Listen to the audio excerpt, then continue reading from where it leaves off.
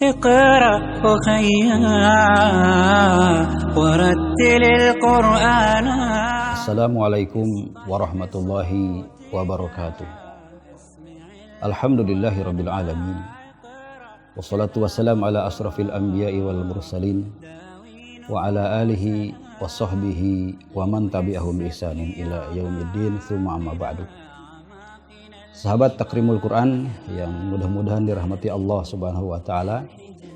Alhamdulillah, pada kesempatan ini Allah Subhanahu wa taala masih mempertemukan kita dengan Ramadan yang mulia. Mudah-mudahan segala amal ibadah yang sudah kita kerjakan diterima oleh Allah Subhanahu wa taala dan mendapatkan balasan yang lebih baik di sisi Allah Subhanahu wa taala untuk bekal hidup kita nanti di yaumul qiyamah. Sahabat Takrimul Quran, di mana saja Anda semua berada, pada saat ini seluruh umat manusia sedang dilanda oleh sebuah wabah virus corona. Dan bertepatan dengan wabah ini, Allah Subhanahu wa taala takdirkan virus ini ada dan berkembang di bulan yang penuh dengan keberkahan ini. Dan berkaitan dengan bulan Ramadan ini, Allah Subhanahu wa taala menurunkan Al-Qur'an kepada Nabi mulia sallallahu alaihi wasallam sehingga bulan Ramadan ini disebut dengan bulan Quran. Lantas apa hubungannya antara virus corona dengan Al-Qur'an yang sedang melanda umat manusia saat ini? Wabil khusus adalah untuk orang-orang yang beriman. Apa maksud dari semua ini? Dan apa yang harus dikerjakan oleh seorang yang beriman terhadap wabah yang sedang melanda ini? Sahabat Takrimul Quran yang dirahmati Allah Subhanahu wa taala, kita tahu bahwa Allah Subhanahu wa taala menurunkan Al-Qur'an, salah satu fungsinya adalah sebagai obat. Banyak ayat dalam Al-Quran menyebutkan bahwa fungsi dari Al-Quran itu selain rahmat untuk manusia atau bahkan untuk seluruh alam, juga berfungsi untuk sebagai obat. Allah Subhanahu wa taala berfirman dalam surat Al-Isra ayat ke-82. Allah Subhanahu wa taala berfirman, A'udzubillahi minasyaitonirrajim. Bismillahirrahmanirrahim. Wa nunazzilu minal qur'ani ma huwa syifaa'u wa rahmatul lil mu'minin wa la yazidudz zalimina illa khasara. Ayat ini menjelaskan kepada kita bahwa salah satu fungsi Al-Qur'an bagi orang-orang yang beriman adalah sebagai obat. Kemudian setelah itu Al-Qur'an berfungsi sebagai rahmat untuk orang-orang yang beriman.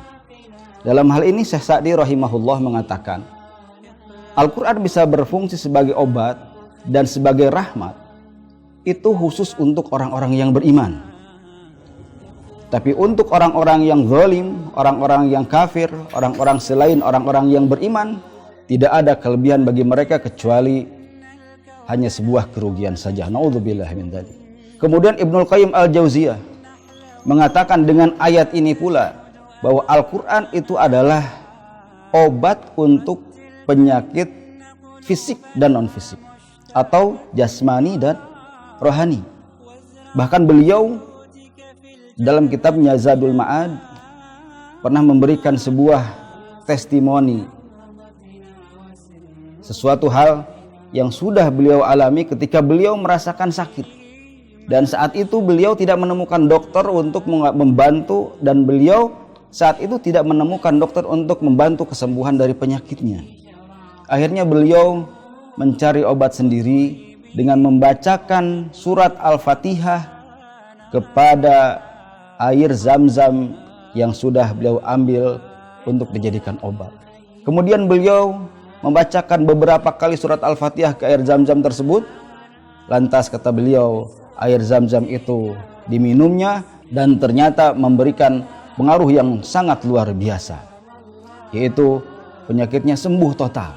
Dan kata beliau pula dalam kitab yang sama, kemudian hal ini diinformasikan kepada khalayak ramai untuk diamalkan, bahwa Al-Fatihah bila dibacakan, ditiupkan ke media air, wabil khusus air Zam-Zam, insya Allah itu akan menyembuhkan berbagai macam penyakit.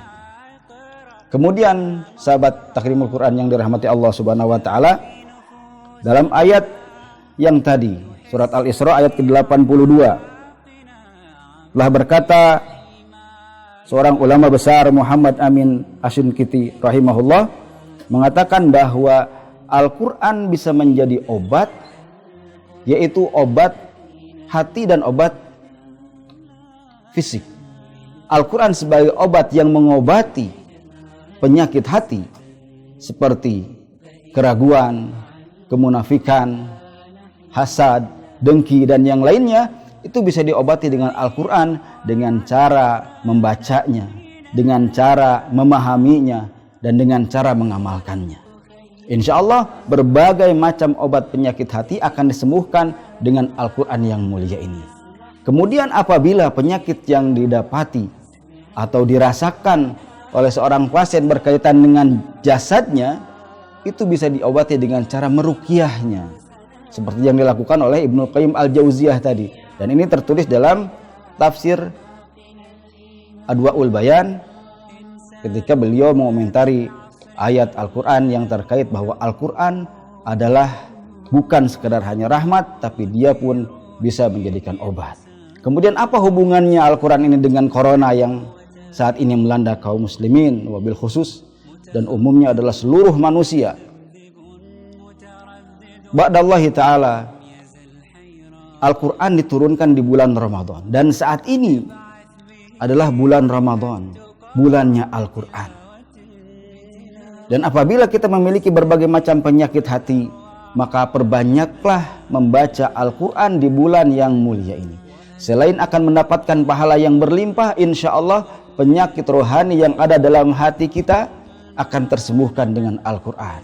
Baca Al-Quran, pahami Al-Quran, dan amalkan Al-Quran. Insya Allah penyakit-penyakit hati akan sembuh dengan Al-Quran tersebut. Kemudian apabila kita pun memiliki penyakit badan atau penyakit fisik yang melanda kita saat ini, kita bisa mencoba apa yang sudah dilakukan oleh Ibnu Qayyim Al-Jauziyah tadi. Ambil air Zam-Zam 1 gelas, kemudian bacakan beberapa kali surat Al-Fatihah, kemudian setelah itu bisa kita minum dengan bertawakal kepada Allah. Bukan Al-Quran yang bisa menyembuhkan, tapi Allah Subhanahu wa ta'ala lah yang menyembuhkan melalui wasilah bacaan Al-Fatihah ke dalam air Zam-Zam tadi. Insya Allah dengan melakukan seperti itu, berbagai macam penyakit fisik, penyakit non fisik bisa sembuh dengan Al-Quran. Ada sebuah kisah dari para sahabat ridwanullah alaihim ajmain, ketika mereka melakukan sebuah perjalanan atau safar dan masuk ke sebuah perkampungan Arab saat itu, kemudian pemuka kaumnya sedang mengalami sakit karena disengat oleh kalajengking. Dan pada saat itu ada seorang sahabat yang diminta untuk menyembuhkannya. Dan wasilahnya adalah dengan membaca Al-Fatihah, kemudian ditiupkan kepada orang yang sakit tadi, dan ba'dallahi ta'ala penyakitnya sembuh total. Dan sahabat tadi diberikan sebuah hadiah dari kepala kaumnya tadi dengan seekor kambing. Ini menunjukkan kepada kita bahwa surat Al-Fatihah khususnya bisa menjadi penyembuh dari berbagai macam penyakit, baik penyakit lahir ataupun penyakit batin. Dan pada hari ini, kondisi saat ini, kita sebagai seorang muslim harus benar-benar sering membaca Al-Quran, memahami Al-Quran, kemudian mengamalkan semaksimal kemampuan kita isi dan kandungan Al-Quran. Insya Allah kita akan terjaga dari penyakit batin, dan insya Allah kita akan terjaga dari penyakit yang mewabah saat ini. Bertawakal kepada Allah dan berwasilah dengan apa yang telah dicontohkan oleh Rasulullah Sallallahu Alaihi Wasallam. Insya Allah sekali lagi kita akan sembuh dari berbagai macam penderitaan yang kita alami saat ini. Mudah-mudahan bermanfaat. Wassalamualaikum warahmatullahi wabarakatuh. في أعماقنا أعماقنا الإيمان اقرأ